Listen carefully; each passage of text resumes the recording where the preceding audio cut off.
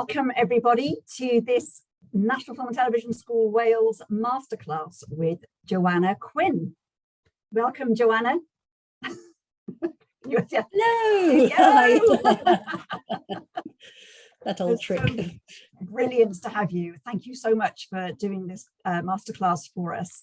Thank you for asking, Judith. Not at all. You're sitting in Cardiff, as am I, but I think we're probably joined by people from all over. So, but yes, this is very much an NFTS Wales session. We just talked about the fact that probably the best introduction to you and your work to date, all your wonderful work, is for you to maybe show the show reel that you've got lined up, so everyone can, maybe those who are less familiar with the work can get a good overview. Sure. Okay. So this is a little medley of films and commercials that we've done over the years. So I'll just show it. It's only about a minute. Okay, I'll just share this. Take this into full screen. And my name is Beryl, yes, you all know me. I represent the girls on assembly. So you think I'm just a fatty, but there's more to me than that. So I prove it to you now with the greatest of ease. You better quit those tears, for you're bursting your tears when you're beaten by a woman who is twice your years. They're gonna put you in your place and wipe the smile right off your face. And now it's time to see who gets the biggest cheers.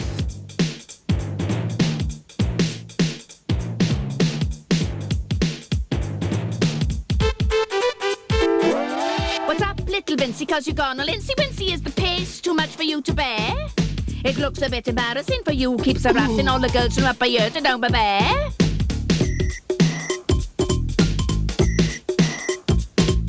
My body is mine, so let me be skinny, fat, tall, or muscly. And I don't care what you think, cause when I'm stood, you're in the pink. I'm proud of every pound, and I don't want to shrink. So come on, all you women, you got nothing to fear. Forget about your figures, body, beauty bodies,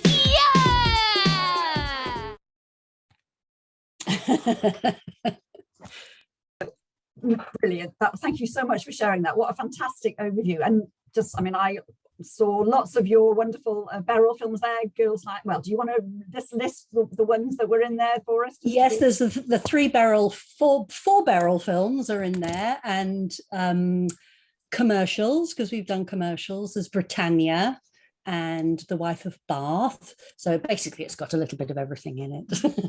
and as you say, I did see some clips of Affairs of the Art there. Should we start by talking about that? Yes. Being such a fantastic, good place to start. It's had such a fantastic moment. Obviously the Oscar nomination, the BAFTA nomination, but it's been 5 years in the making for you. Big project. For those who haven't seen it, I know it's on iPlayer at the moment, and we hoped that everybody would get a chance to watch it, but in case people haven't, do you want to just give a little summary of what the film is about, how it brings Beryl up to date?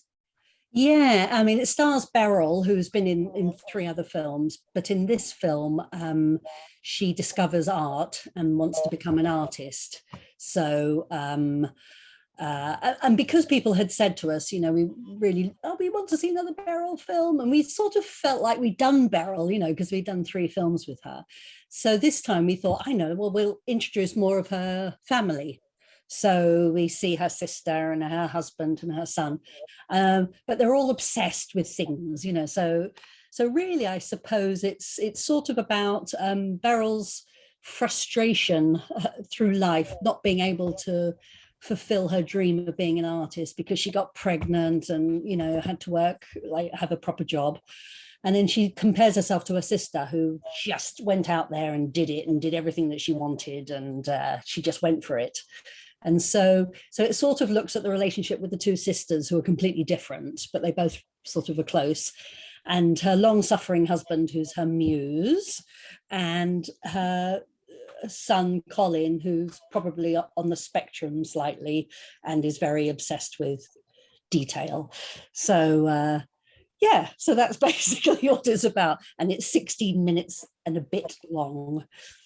Fantastic. And it's, so it's very much, as you say, it gives us all the lovely family context and background, but it's really very much, there's a lot of life and death in there, isn't there? And I love all the sort of, the morbid fascination of the kids, and it's really, it's really funny because because it takes, I mean, as everybody watching this will know, because everybody will be filmmakers, you know, when you make a film, it takes so long that you sort of lose sight of the overview sometimes, and you just get so used to it. And the death in our film, you know, we were just quite used to it. And then it's really funny, you know, because some people were like really shocked at the amount of death that was in it, and we were just thinking it was normal. So yes, quite a lot of death, yes. I love that sequence of the burial of the mouse, you know, and the sort of theatricality of it, and you know, just that, and you've got those sort of lovely signature sort of top shots, and then the lovely low angles. Yes. Yeah. What's your favorite sequence in the film? Do you have one? I quite enjoyed the madness of Beverly as a young child visiting Lenin in his tomb. I liked playing with her character and being excited, you know, meeting a dead person who then comes to life, and I had to make it look like Lenin, you know, so that was quite a challenge. So it was fun to do, and then them flying off. Yeah, I think that's probably my favorite scene, because it's the most odd scene. Yes, left field, yeah, when that comes in. So many sort of quirks and excellent. And it's only because we went to Moscow, and we went into his tomb, not into his tomb, but around his tomb, and I was drawing in there, and I got told off for drawing, and so they said, no, you have to keep moving, you can't stop. So I had to animate Lenin as I was like going around, and so that experience then. Oh, and we met a Lenin lookalike outside. So then we thought, we just got to make a film with Lenin in it. I didn't know that. That's brilliant. And you're talking about we. Obviously, this is you and Les, I guess. Yes. So do you want to talk about Les's role in? Yeah, we're definitely. It's all our films, nearly all of the films. It's been a team effort. You know, we work together. So normally Les does the producing and the writing, especially in the Beryl films. And I do the directing and the drawing, but we're very much a team, and so we sort of battle it out, and so we sort of come up with the ideas together, and then Les writes the scripts, and then I ignore the script. No, I don't, but then I sort of try and manipulate, you know, and so there's a little bit of a battle, you know, going on between word and picture, which comes out because it's like full on words and full on picture. So that's how it always ends up. You presumably very much share the same sense of humor, the same worldview, the same sort of love of character and detail. That must be the bit that must work really well. Yes, I think so. But also Les is from a fine art background, because he used to do painting. So he's much more open-minded than I am. I'm actually quite conservative with a small c, and so he's always pushing me to try stuff from different viewpoints, you know, and he's very critical and you know, in a positive way, saying, yeah, that's okay, but you know, you could push it further. You mentioned earlier about angles. Well, I'm very, you know, very often just put the thing right in the middle, which is a terrible trap that lots of animators fall into, you know, treating the screen as if it's a stage, you know, with people coming in and coming out. So Les is very good at saying, well, why don't you have the camera higher or lower, and is much freer. And so having somebody else around with another pair of eyes to make you think slightly differently is terrific, you know, and you go, oh yeah, I hadn't actually thought of that, because you do tend to slip into what you know works, you know. inevitably. Especially, you know, yeah, given you know the sort of the many years you've been working, I can imagine, yeah, we all sort of fall into patterns. You've said I think that this is the Affairs of the Art is your most biographical film. Is that so? Presumably, I mean, I'm guessing, obviously, young Beryl drawing obsessively, that's one of the big part that's a bit biographical. What else is there that yeah I mean, I suppose it is about me being an obsessive drawer, because I am obsessed with drawing, and I do absolutely love it. And yes, that the scene with Beryl drawing on her walls when she was little, I did that, and my walls were covered with my drawings. And because I remember lying in bed and I drew a scuba diver, and that was my favorite drawing. I used to look at it thinking, wondering how I could improve, how could I improve those eyes, because they weren't quite right, you know. But yeah, my parents were going through a divorce at the time, so I was invisible and I could get away with murder. So hence my room being covered. But also my mum, because I was an obsessive drawer, and she bought me an easel when I was about 7, and it was an easel with a blackboard on it with chalks. And so I used to draw, but I used to draw from life. So I would put it by the window and I would draw the cars outside and just objects outside. And then, of course, because it was chalk, I'd have to rub it out and do it again. So that was a bit like being an animator, you know, not getting too precious about your drawings and rubbing them out and starting again. So yes, good training. Yeah, well, that just often it's that one thing, isn't it? That easel, who knows what, you know, pivotal that was. But obviously, as you say, Les wrote as the writer. Is there another biographical experiences that he's incorporated as well? I know some of the characters are inspired by some of his life experiences. Yeah. I mean, a lot of it was autobiographical and biographical. A lot of the characters, you know, Colin is very much based on Les's brother. Like the dying grandma was both of our experience. He was in the room alone when his grandmother died, and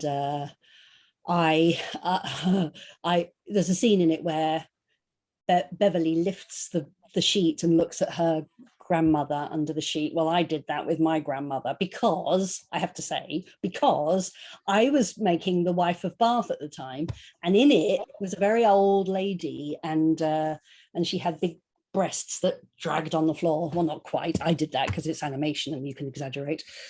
But I wasn't sure what happened to the skin, you know, and because my grandma was quite old, when I visited her, I did lift up her. She wasn't dead, but I did lift up and have a little look. But it's okay. We do things like that in our family. I wasn't expecting you to say it was a childhood experience. No, I was a grown-up person. And there's another one as well. Didn't you get caught drawing your teacher in the nude? Yes. When Beryl in the class is drawing the teacher, yes, I did get caught. And yeah, the boys made me draw our teacher in the bath in the nude, and so I was drawing it, loving the attention, of course, and not being aware of the teacher heading towards me. And yeah, so then she did exactly that. She whipped it and went, it was just like in the film. She was horrified, as was I, you know. Oh dear. I never listened to boys after that. Never, you know. They're just trying to trick you, get you caught.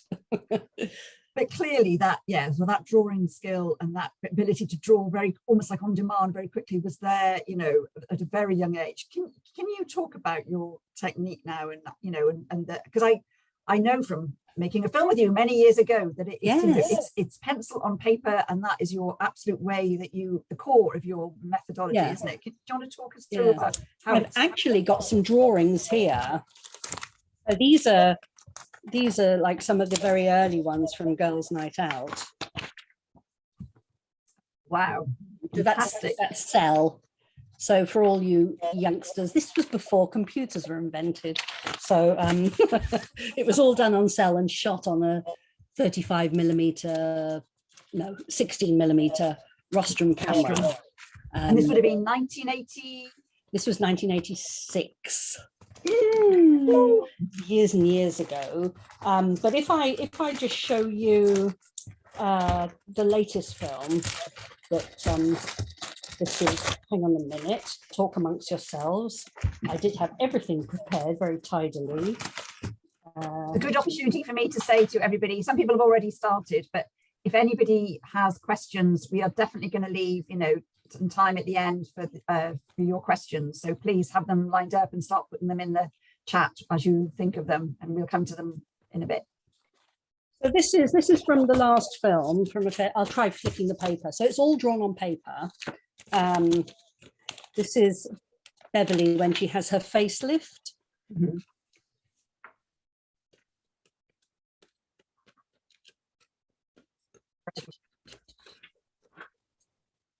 So yes, 12 drawings a second, and all done on paper with pencil, and then all the drawings are then scanned into the computer and coloured in some software called TV Paint, which is a French software, and people use it to animate as well.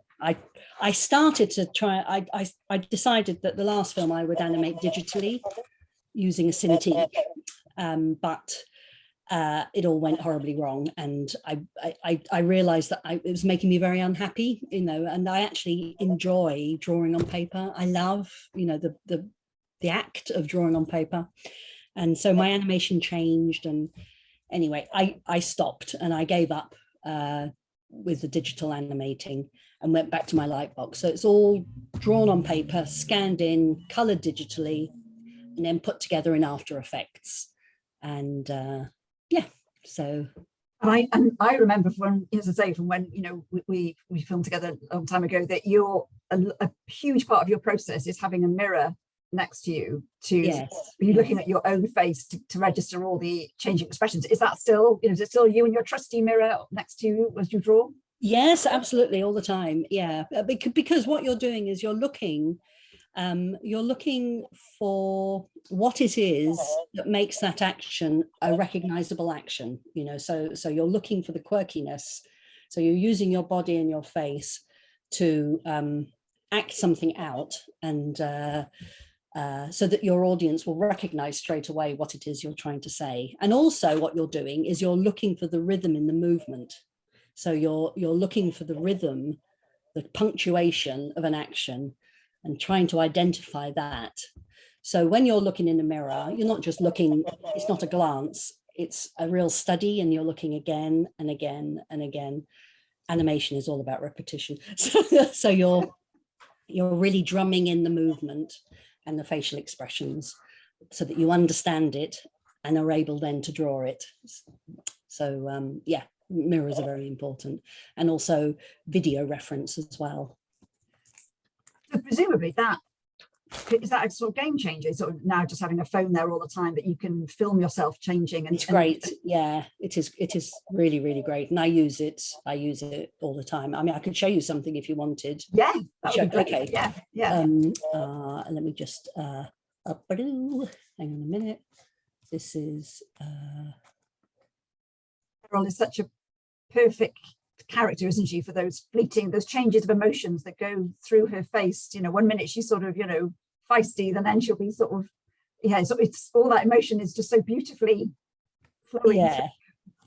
Well, this is I'll just share the screen here. This is me pretending to be Ivor, Beryl's husband, because he finds a bra packet on the he finds an empty bra packet, so then he starts teasing her. So what's this? Opened it by mistake, did you, love?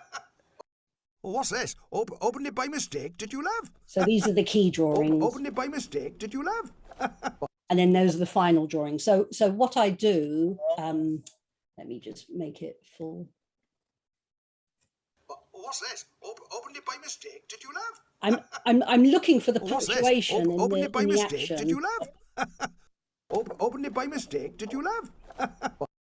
And so what you're doing is you're acting it out over and over and over again, looking for the punctuation. So I'm down, then I'm up, then I'm down, then I'm up. And so those points, the furthest points, become your key drawings.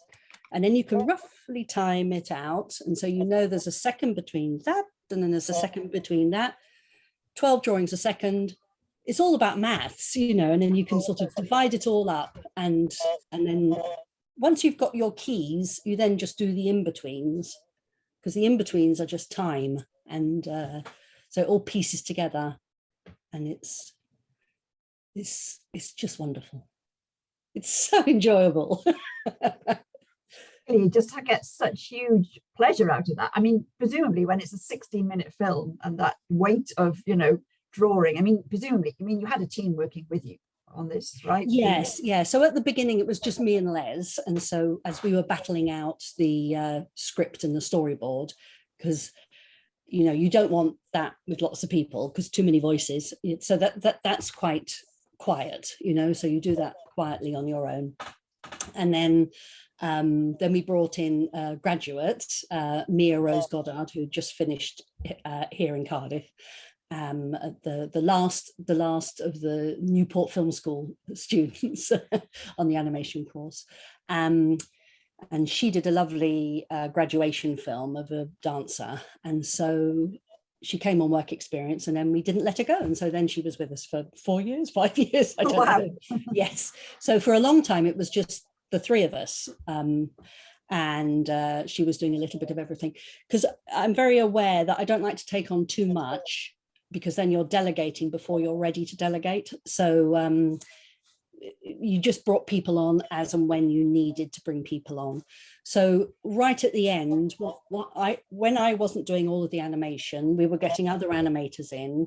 There was one animator, James Nutting, also an ex-student, who is just a fantastic animator, draws nothing like me, you know, but beautiful, beautiful animation. So then I was taking his animation and working with Marcy Rojas, who's a wonderful draftswoman. She's fantastic, and other people as well. So they would then put paper over his paper, and first of all, I would put my paper over his paper, and I would draw his drawing in my style.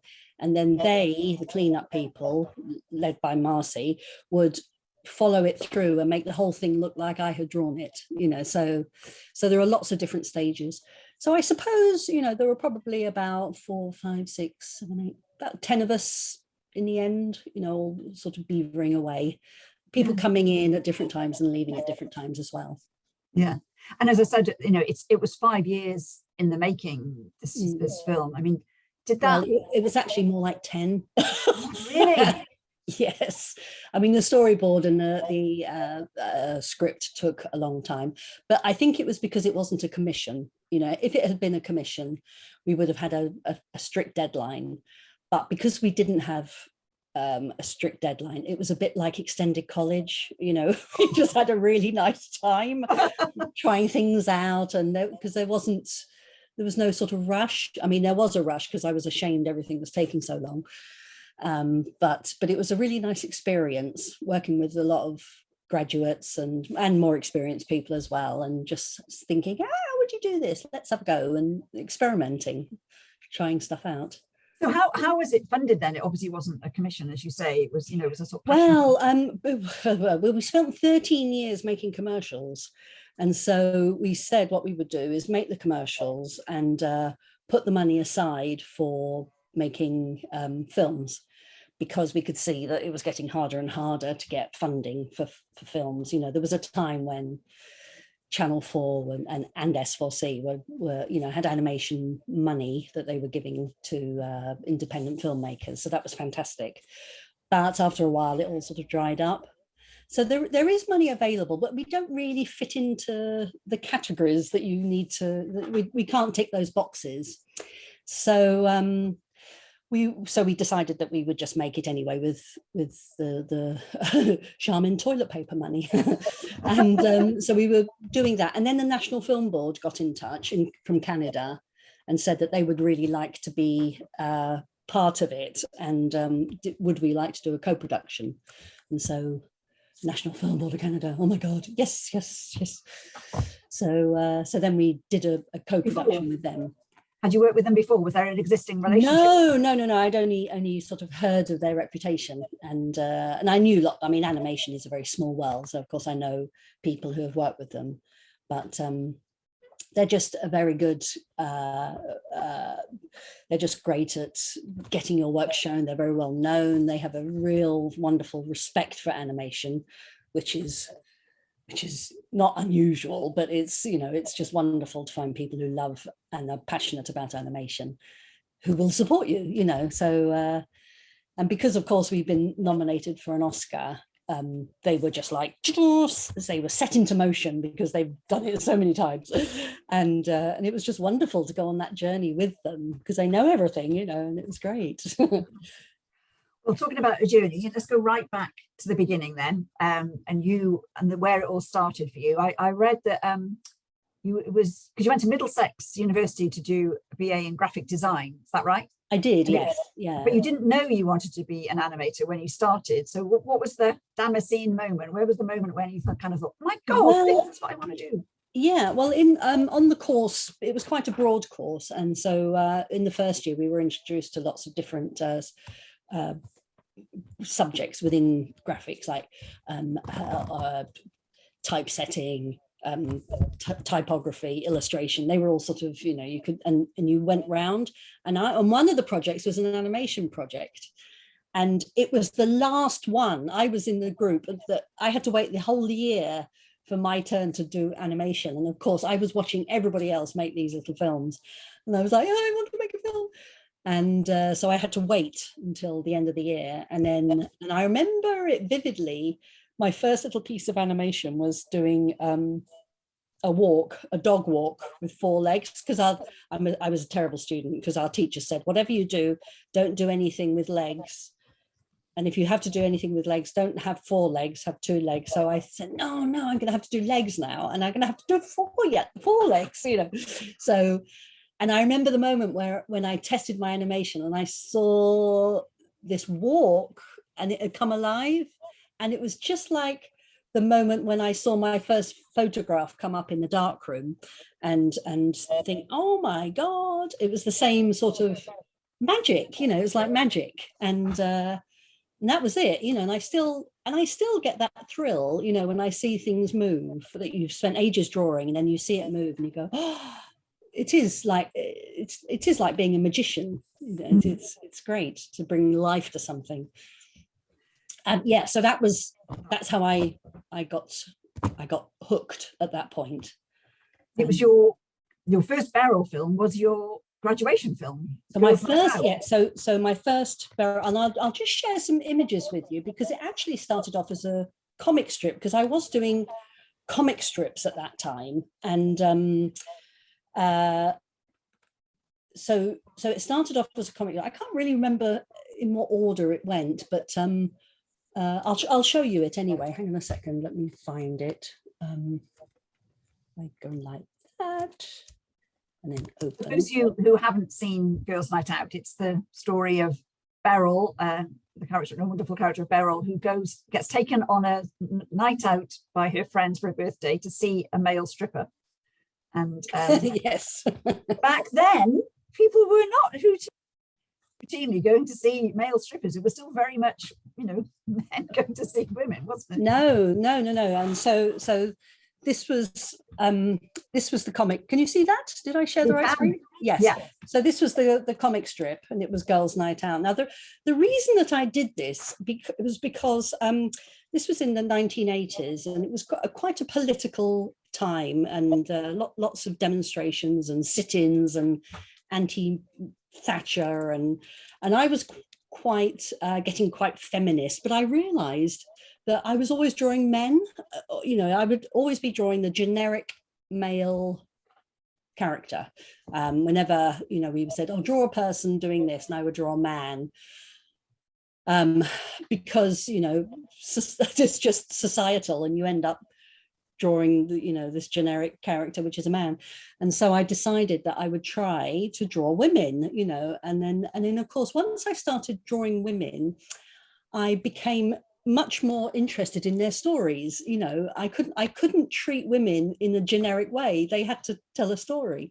So this is how this came about. I wanted to tell a story about this group of women. So this was them going to the male stripper, which of course I did, and had lots of help with the research. And so I went to see a stripper or two. Yeah, we went to the hang on a minute. So this was the original storyboard, just stuck in a book. So for all my films, I've got lots of sketchbooks with you know, just lots of all of the notes and everything, and sketches from, this is from the interior of the pub that we went to. This is like the interior of the living room. So, oh, that's a comparison. So that's from my book, and that's from the final thing. And working out movement as well, because I was the only one really doing animation in the whole of my course, you know, so I had to make it up as I went along. And these were like looking at different angles and stuff. So notebooks for me are really, you know, sketchbooks are really important. And then taking all these things and then just putting them straight into the film. And, you know, so like that sketch there ended up there, you know, so you stick quite closely to your original ideas. So when I finished that film, and it ended up being my graduation film, but as I say, because it wasn't an animation course or a film course, you know, it was graphics. We had our degree show in Covent Garden. It was all lovely, you know, and then I thought, well, I better get a proper job, you know, doing illustration, because I hadn't actually thought about being an animator as a proper job. So I did lots of illustration for magazines and books and stuff like that. And then people saying, why don't you finish your film? You know, because it wasn't quite, I mean, it was finished, but I just sort of put it to one side. And so in the end, I got it finished and put some proper voices on it, because they were just like voices of people who happened to be walking past, and sent it off to a film festival, which was Annecy in France. Big film festival. I didn't know it was the biggest one in the world. I just went, start here, Annecy. And it won 3 prizes. So I was just like, huh? And thought, perhaps I could do this as a proper job. So, and that's that's where it all sort of started. And it also made me realize that there weren't that many women making films with strong women characters. So then, having seen all these other films, I felt like, oh, that's my job now to make films with strong women characters. You know, I felt absolutely. And Beryl obviously has become a sort of, you know, a fully developed character. The film that you did, Dreams and Desires, which was would have been how many years later? That was a little bit. We finished that in 2006, I think. Okay. Yeah. I mean, I was going through and counting the award that film has won on your website. I mean, 42, I think I counted. Yeah. I mean, tell us about that film and what you think. I mean, because that was presumably a real career highlight as well. No, it was wonderful. It was it did so well. It was great, and so we travelled to a lot of film festivals with that. I mean, that's the joy of making films, is you get to go to film festivals, which are just the best things ever, because you meet the most wonderful people, and there's nothing lovelier than watching a film and then meeting the filmmaker, you know, because very often you're totally shocked and surprised, and because you've got all these preconceptions about, especially if you hate the film, you go, oh God, you know, it's awful. And then you meet the person and you go, oh, they're really nice. And then you look at the film and go, oh, I must have misread it, you know. So, you know, as a message to students, make a film, because it really is your ticket to meeting people and getting people to know your work, and entering into this lovely world of really supportive, lovely people. And so with that film, we were able to do all sorts of lovely things. So it was great, yeah. It's Beryl in this one is making a wedding video, isn't she? She's videoing her friend's wedding. She decides that she wants to be a filmmaker, first of all. So she wants to, and so she her sister sends her a video camera. And so at the time when we were making it, there was lots of things about video diary, and so it was a sort of video diary, but it was really hard to do because the film was the camera, and so everything had to be done point of view of the camera. So it was really hard doing all the animation. And so that is when a mobile phone came in very handy, because because then you could put the mobile phone in funny positions. And of course, you know, truth is always stranger than fiction. And so, you know, what you had imagined would be a really weird angle, but when you do it with a phone, and really, it's much weirder. And so, and of course, with animation, you're always pushing it so that it's as odd as you possibly can. You have to, it's about exaggeration. So you take something and then you push it even further. There's that great moment where the dog, she straps the camera to the back of the dog, and you've got that sequence of the dog running through and coming across all sorts. I won't give too much away for people who want to go and watch it, but yeah, no, all the films are on our website, so you can watch them all. But yeah, no, that was great fun. That was great fun. And of course, again, you know, I'm working with other animators. Andy McPherson, another brilliant animator, he did a lot of the animation of the dog and stuff. It's just such a joy being able to work with talented animators as well, because a really good animator brings something to it. You know, they say, can you do this? And they go, yeah, but then they give you that and that. And so it's really lovely, you know. And you mentioned earlier that obviously, you know, the commercials work had been helping to fund, you know, the Special Affairs of the Art and, you know, and other projects. Tell us about the difference between working, you know, to a commercial, in a commercial environment, and how much, you know, your process has to change, or what you love or like less about it. Well, I mean, completely different, because I mean, in a way, it's a very different experience, because what you're doing is you're making somebody else's dream come true. You know, somebody else has got a vision, and you're making their vision come alive and as best you can.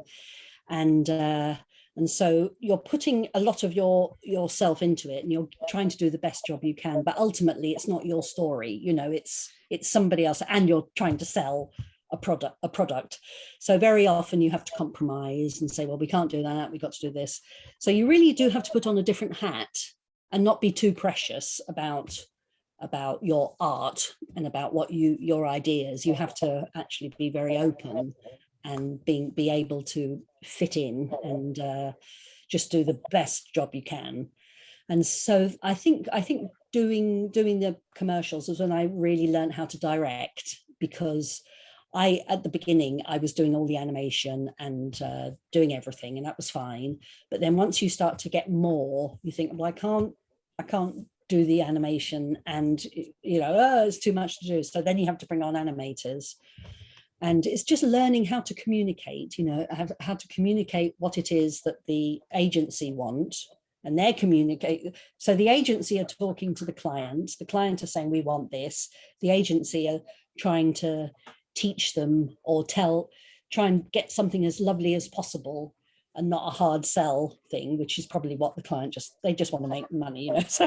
So the agency are trying to make something lovely, and they're passing that on to me, and then I'm trying to be realistic about what we can achieve in the time. And so as a director, you're an in-between person, you know, you're listening to the agency and what they want, and then you've got your team, and so you're then having to say, okay, do this, do that.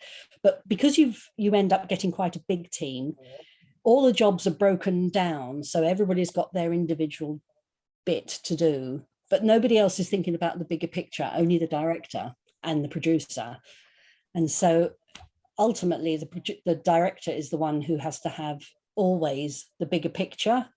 And so as people are doing their little bits, you're thinking how it slots into the bigger picture and how things all relate to each other. And if something isn't working, you know, you have to protect it in front of the agency, and then also be responsible for it, you know. So it's a very difficult job. It's a bit like being a social worker, because you're dealing with people's egos, you know, because you're trying to push people and get the best out of them that you possibly can without destroying their ego, you know, and you know, their self-belief, because you can ask somebody to redo something and then redo it, and then and after a while they lose their confidence. And so And then you say, oh, I tell you what, can we go back to the first one you did? And then they say, oh, I've got rid of it. You know, so, okay.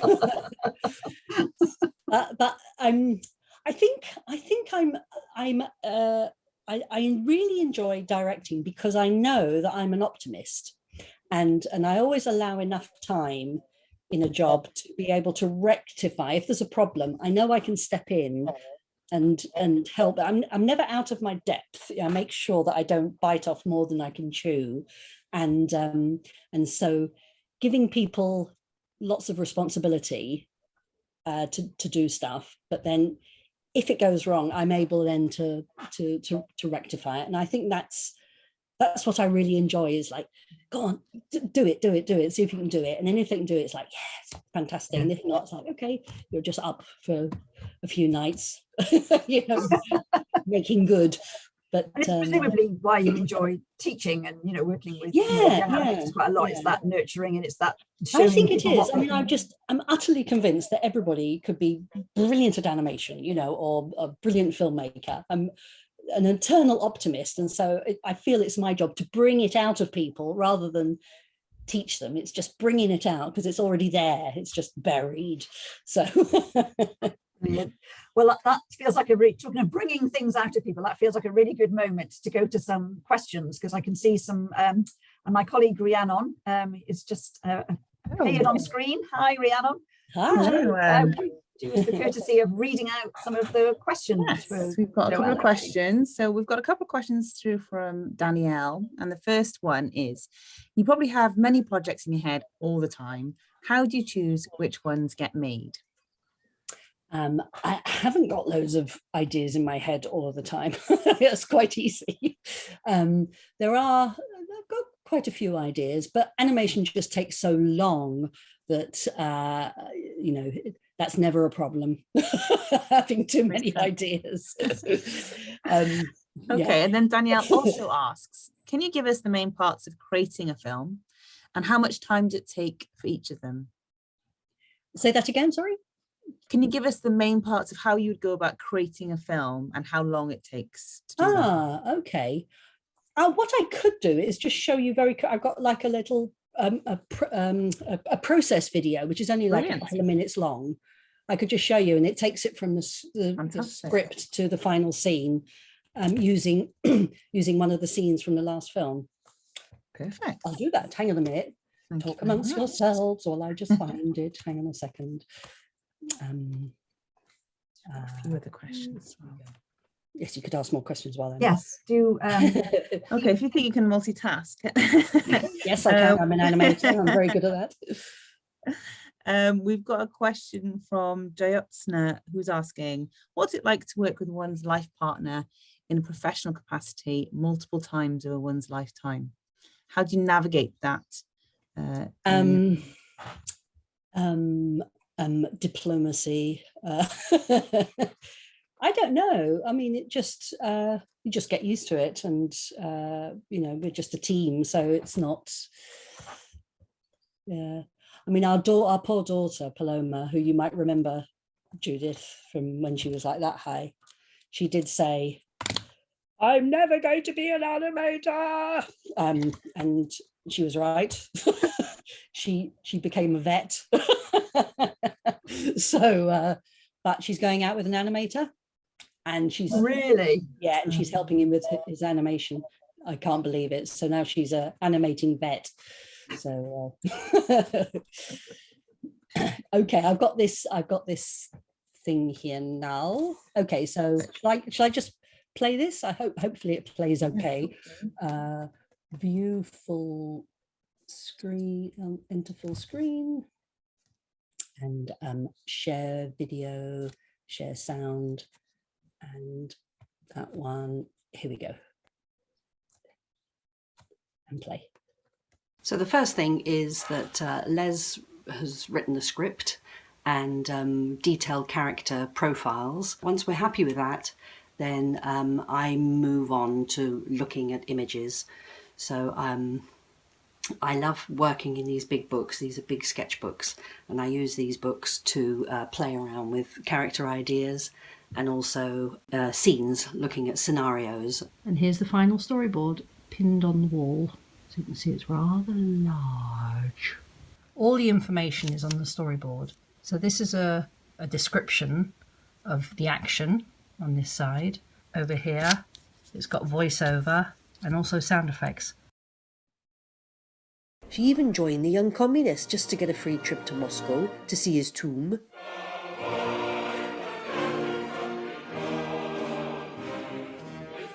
But they only went as far as East Berlin. So Bev quit the party.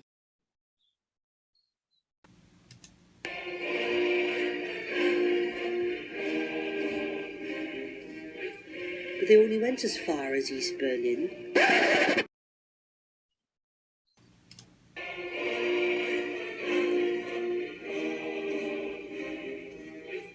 But they only went as far as East Berlin. So Bev quit the party.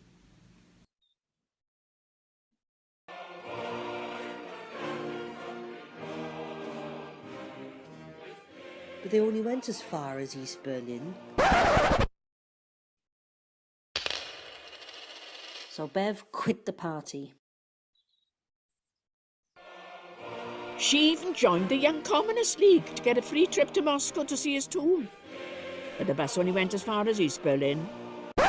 So Bev quit the party in disgust.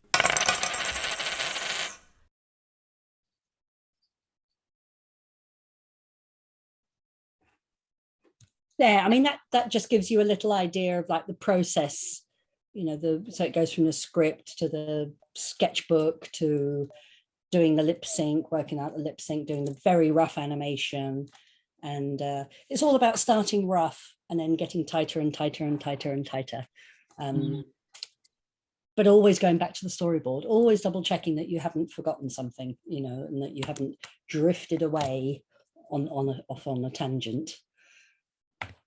What's the most time consuming part, would you say, of that process? The post-production is probably, you know, doing all of the colouring and the compositing, and that. The animation is probably the quickest, actually, but all the other stuff takes much longer. And so, especially like teaching and when you're working with students, and you look at a student's like schedule, and they've got animation takes this long and then finishing is there, you know, and you go, no, it's the other way around. So animation's there, but the finishing is there, you know, because you've got the sound, you've got everything else. So I mean, the thing I hate to do is backgrounds. I hate backgrounds. And I often find myself in deep water because I've got carried away and I'm doing animation. And then I've left the backgrounds, and then they don't fit in the backgrounds when I do the backgrounds, because I hate to be boxed in. And of course, in Affairs of the Art, a lot of the shots were interior. So you may notice that there's a lot of corners of rooms. There's a lot of corners, just do a corner. And so, yeah. Right, so we've got some more questions. I've got one here from Haya, and he asks, in Cardiff Animation Festival, you mentioned that you animated with 12 frames per second, while the normal standard for the industry is 24 frames per second. Why did you choose 12 over 24? Is it just easier because it's less drawings, or for another reason? There are 24 frames in a second, so that is standard, but animators tend to do, each drawing is filmed for 2 frames. 2 frames. Some of the early Disneys were done with 1 frame, but of course, it just makes it much smoother, but you can't really tell. And somebody like Bill Plimpton, who's a New York animator, he animates on 3s and 4s, you know, so he shoots each picture for 3 frames or for 4 frames. But if it's more than 4 frames, you start to lose the persistence of vision, and it starts to go jerky. So it's just so time consuming. Doing 12 drawings a second is normal. But I did spend time with the wonderful Richard Williams, who, you know, did everything, you know, the Pink Panther, and he was just, you know, fantastic animator, a legend. And I spent time with him because he ended up having a studio space in Aardman. And so as a fellow animation enthusiast, I would spend time with him poring over Milt Kahl's animation drawings, because he had loads of photocopies of Milt Kahl's drawings from Disney. And Milt Kahl's drawing animation is just so fantastic, you know, it's just so wonderful. And so we would sit there watching all this animation. And then one day we were looking at this sequence, of this beautiful sequence, which Milt had done all on twos, you know, so each, and Richard Williams said, now I'm going to show you it. I in-betweened it. He in-betweened all of the drawings. So he did it on ones. And then he played the two together and said, which one do you prefer? And so I had to say, I prefer yours, Richard, you know, because he'd done all, and you just think, animators are mad, you know, why would you do that? But it was more smooth, you know, it was smoother, but it couldn't really tell that much of a difference. So 12 drawings a second is good. Okay, great. I've got a question from Hamit, and they ask, I am planning to change my career at 34. Do you think it's a good idea to start animation to make a living? Well, there's a question. I mean, animation is, the animation industry is very, very broad, you know, so I think within it, there are many, many different types of jobs that you can do. And I suppose some are more lucrative than others. I mean, making films is no, you can't make a living making short films. So, you know, that's a no-no. You can do it if you do it alongside other stuff. I mean, you can make, no, you can't make money. They cost too much to make, you know, you never get the money back if you make a short film. But you know, you can, there are so many jobs in animation, but you have to be good at them to earn a living. But it is a great industry to be part of, you know, and there are lots of job opportunities. But as I say, it's very, very broad. So you'd have to be more specific about what area you want to go into. Okay. Leonor asks, how do you know when you've perfected a shot as much as you can? Ask somebody else, maybe. Just ask somebody else to have a little look at it and just see what they think. And because I know that is a problem, isn't it? It's even like when you're life drawing, you don't know when to stop. Sometimes you pass the point that it was actually a good drawing, and then you overwork it and it becomes stiff and horrible. So it is difficult to know when to stop. But I think the way I do it is I break it down. So I got my keys and I do my in-betweens, and I do the in-betweens of the in-betweens. And so you're slowly building up equally along the whole thing. You're not spending ages making it beautiful there, then, you know, so it's all broad. Everything is broad. So I think it's quite natural to see that you've come to the end, you know, and that it's finished. Yeah, you don't want to overwork things, especially in animation, because it can deaden the movement. So keep it as loose as possible and then move on. Okay, thank you. I've got a question here from Manaz, who asks, I teach figurative drawing and painting, and I truly believe that quick gestural drawing is a very, very important part of practice. My question is, when you are doing quick gestural drawing, what is the most important area that you pay attention to? The pose, dynamic, character, the person, representation, likeness, anatomy? What do you think? I mean, I've got loads of sketchbooks. I've got piles of sketchbooks here, and it's because I, hang on a minute. Here's one. Oh, it's a new one. There's nothing in it. Hang on a minute.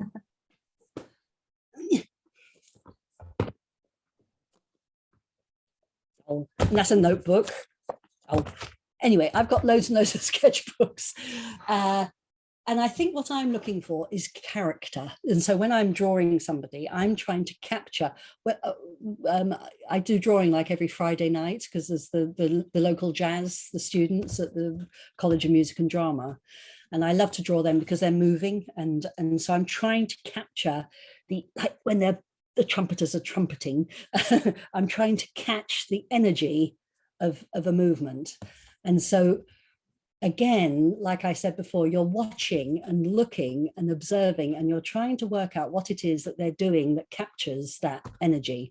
And so if you think, oh, it's the way the eyes are like that and the lips are like that, and so I concentrate on that rather than the shape of their back, or so you're looking for the most important bits, and then the rest is, you may not even have to draw the rest. And something I was doing the other day, because I went to a meeting yesterday and I was drawing, and I was thinking about how interesting it is when you're drawing and you don't look at the page, you're just looking at the person. And so you're just drawing, but when you look at the drawing, there's something about you've captured that person, even though the nose might be in completely the wrong place and the ears are like over there, but for some reason it really looks like them, because you've captured something. And being able to combine that is what I always try and do. I try not to look at the page and I'm looking at them, because then it makes it look like them. And then I look at the page and then I suppose then I think about the drawing itself, because the enjoyment of making a nice drawing as well. Yeah, it's a fascinating area. Thank you. I think that's it, Judith. Oh, there's Judith there. Judith. She suddenly died. Oh, can't. No. Well, I think that's about time for us to wrap up now, because it is 1:45. So I just want to say a massive thank you to you, Joanna. Yeah, great. Thank you very much. It's really great to have you, and thank you to everyone for joining us today as well. Yeah, thank you, everybody. Thank you. We will share some pictures on our social, which is at NFTS Cymru Wales. But thank you very much, and hope to see you again, Joanna. Yeah. Thank you for asking me. Thank you for having me. I was very well brought up. Not at all. Thank you, everybody. Good night. Good night. Okay. Cheers. Bye.